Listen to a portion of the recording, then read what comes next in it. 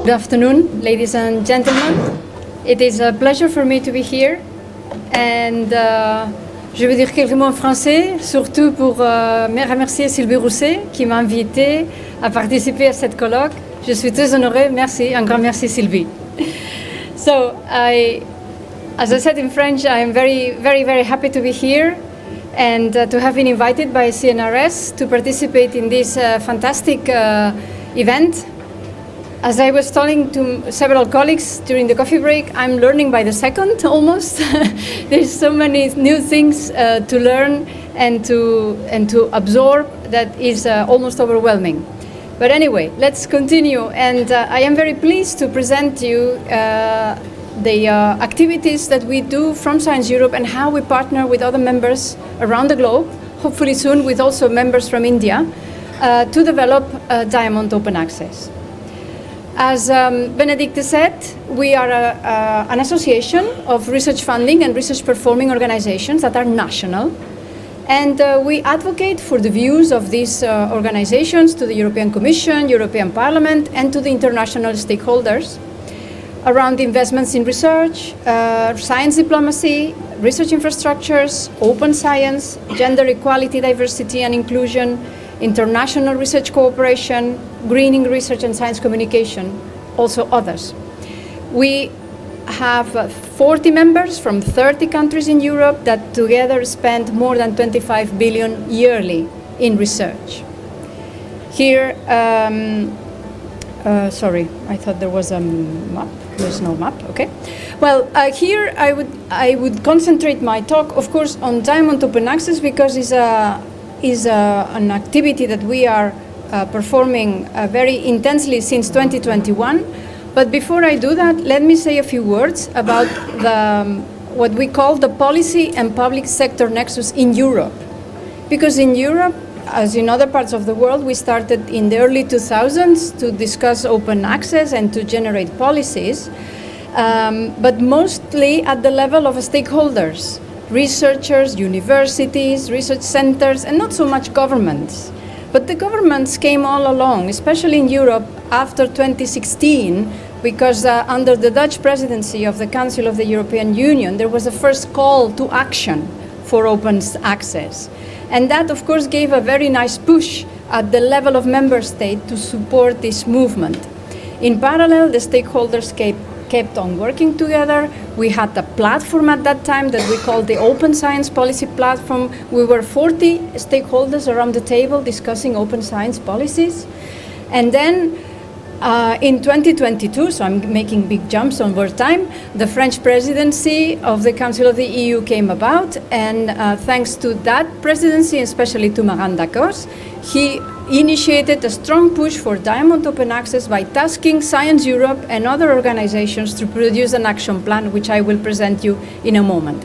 But all this is to say that stakeholders and government made their own path with time, probably at different speeds, but back in 2022, 23, 21, we merged, we came together with the common objectives. Especially the Council conclusions from 2022 and 2023 on research assessment, we'll talk about that tomorrow, and on open science were very, very important for member states to take a stand on open science. As our members are national, many follow the national policies of their governments. So at the bottom right of the slide, you have a link to the Science Europe members where you can see who has an open science policy of open access and what do they do. So you have here a good slide with some resources for you to consult. Now, more specifically, in 2021, Science Europe commissioned a study to an infrastructure in France, Operas, is a social sciences and humanities infrastructure. We commissioned that study to do a survey to identify Diamond Open Access journals across the world. And they came with a very nice study, having collected over 17,000 journals around the globe, and they themselves recognized that that was non-exhaustive. In fact, what that study revealed was that there was this massive amount of journals dispersed, unconnected from each other normally, and that it would be a very good idea to work towards an organization or something that would connect these infrastructures, these journals, and help and make them visible, and above all, make them really what is called diamond open access. So I just explained that, so I will go fast here. So after that study, and then under the support of Maganda Kos, we produced this action plan for diamond open access. We published it in 2022, shortly after the Open Science Conference organized by the presidency. And it was basically around actions that anyone who is willing to support diamond open access can take at their own place, at their own institutions or at their own governments, because it is about respecting diversity and acting from the point of departure where everybody is in, which depends from many historical and contextual national factors. This action plan is not very long, it's in fact very short, and it has been translated so far to 16 languages. So if any of you present here in the room would like to translate it into any of the many languages in Indian, you are very welcome to let us know, and we will be happy to support you in doing that. This action plan can be endorsed, and in fact we have close to 200 organizations around the world that are supporting it. Next to Diamond Open Access, and also with the participation of Science Europe, yes, we could keep continuing discussing transformative agreements, especially through the Open Access 2020 conferences organized in Berlin traditionally. And it is becoming more and more apparent that these transformative agreements are not that transformative anymore, and that in fact there is a strong questioning on their sustainability, especially economic sustainability. So that is just to put a counterbalance to the initiative on diamond.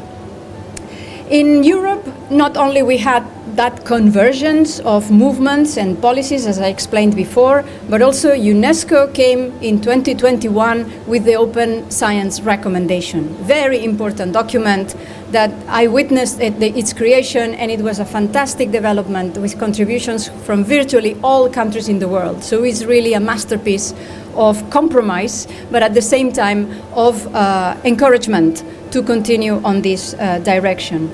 And in fact, UNESCO has committed to accompany all of us into the generation of a global organization in support of Diamond Open Access. I will tell you a bit more in a few minutes.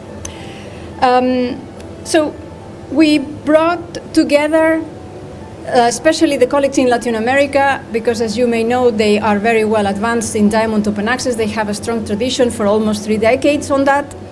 And we proposed them to organize a global conference. That global conference took place for first time in Toluca, in Mexico, in 2023. But that came after 2 conferences organized around the action plan. So in fact, the action plan has a long effect, a long-term effect. We started small and we reached the global landscape through that action plan. After the first global summit, we were encouraged to do a second one that was done by our colleagues in the University of Cape Town in South Africa last year in December. And I am very pleased to say that the third one will be in India, and it will be hosted by DST. That is an agreement that was done just last week. So I don't have any details for now, but I only know that it is confirmed from their part. So I am very pleased, and especially also, moreover, I'm very pleased to be here to learn more about the context in India. The fourth one is already decided as well, because the colleagues from Indonesia already sent us an expression of interest, and we have decided to also to give them that opportunity in 2026. So here you go, something to look forward to 2 upcoming interesting global summits. And all this is organized by a steering committee, very international, from people from all corners of the world, and with UNESCO. So that's the framework. Now, to give you a glimpse of what happened in Toluca, here you have a slide with basic recommendations. We gathered there, as I said, with the objective to see what was going on, who would come, what was the community about. Many people did not know each other, and to see whether we could do something together. We left 5 days after with lots of encouragement, lots of ideas to create a movement at global level. We came, importantly, with an agreement that Diamond meant it is free for authors, is free for readers, is scholarly-led and scholarly-owned. I think these are 4 major characteristics of what is Diamond open access. We saw there this emergence and emerging of this community, and importantly, Maran was there with us, but ANR was there with us. Thierry Damerval, who was at that time the president of ANR, was there. Not only that, he committed some funds to the creation of a European hub for Diamond open access. We just saw the reality in January this year. So as you can see, I believe we are generating some effects by bringing the communities together and identifying opportunities for action.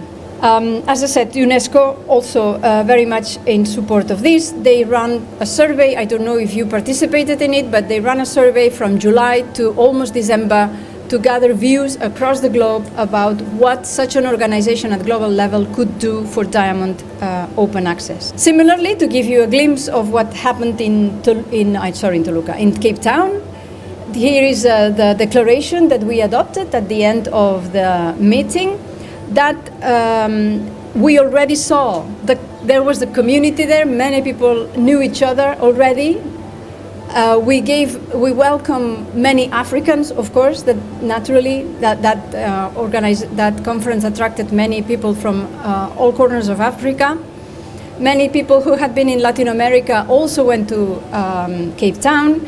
So we already saw a community there, and we studied how Diamond Open Access can contribute to the more humanity goals, such as integrity, equality, integration of diversity, and how Diamond can really contribute to those by making access and use of scientific information available for all and free of. Now, probably, well, before I go to Science Europe, to Horizon Europe projects, just a note to say that most likely initial conversations with colleagues in India said that this conference could deepen onto the relationship between researchers, policymakers, and governments, and editors, sorry. Editors, policymakers, and researchers. Now, another part in the European context that helps the movement on Diamond is the European Commission, that through calls for projects brings together different stakeholders to push the limits of what we are facing every year, in a way. So an example is what is called the DIAMAS project that will end soon. Is about developing institutional open access publishing models. And we, as a result of that project, we will be publishing recommendations for institutions, funding organizations, sponsors, donors, and policymakers to foster Diamond Open Access. A project that started very recently is called ALMACI, is aligning and mutualizing non-for-profit publishing services internationally. It brings together Latin American, African, and European partners to move towards this global community. In Europe, as I said before, we launched the European Diamond Capacity Hub. In my view, that is a surprise, nice surprise, because if someone would have told me just 2 years ago that we would have such a hub in Europe, I would say that there would be a daydreamer. So I think it is very good that the Diamond Open Access is gaining traction, and we are creating structures for the support of all the stakeholders engaged. Another initiative that is in Europe is called Open Research Europe, which in fact exists today, but it is in private hands, and the plan is to move it into public hands. This will happen in 2026, and we are now making the transition from private to public hands. This will be an open platform at European level, but with the plans to make it really international, for authors to freely deposit their papers and to freely access the papers therein. It is not yet diamond, because there will still be, in the first phase, still a fee for authors. So it's not yet diamond, but the plan is that it will become diamond with time. It's just that for the initial phase we need to do some compromises, which we hope that can be removed with time. I think that is it for Open Science Europe. So I will wrap up my talk and saying that what we have been witnessing is that we believe we are reducing not the fragmentation per se, but we are bringing the fragments together to gain strength, to provide resources, supporting each other. And through these international global diamond open access conferences, we are building different communities around the globe together while keeping a continuity, maintaining a thread, a coherent thread that sooner or later, I hope that sooner than later, will take us to this global organization for diamond open access.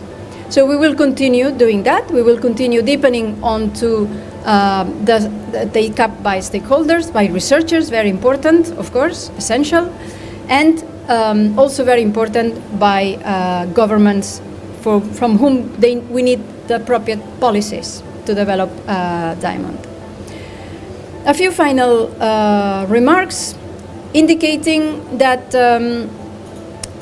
from Science Europe perspective, all this needs to be done by following a concept that we call reciprocity, which means everybody to come at the negotiation table on an equal footing, and that we need to defend and promote partnerships that are equitable and that are inclusive. We think that there may be a role for big consortium of governments like G7 or G20 to really push and to really help us in doing this movement.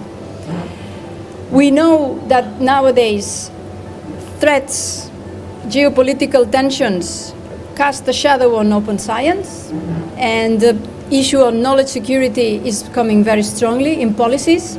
So we want to deal with this very carefully. We are doing that with our colleagues in Europe. But we think that we need to also talk to the politicians and let them know that research is not something that you can enclose in a sort of a cage. We need a degree of openness to advance, otherwise we will kill research as we know it today.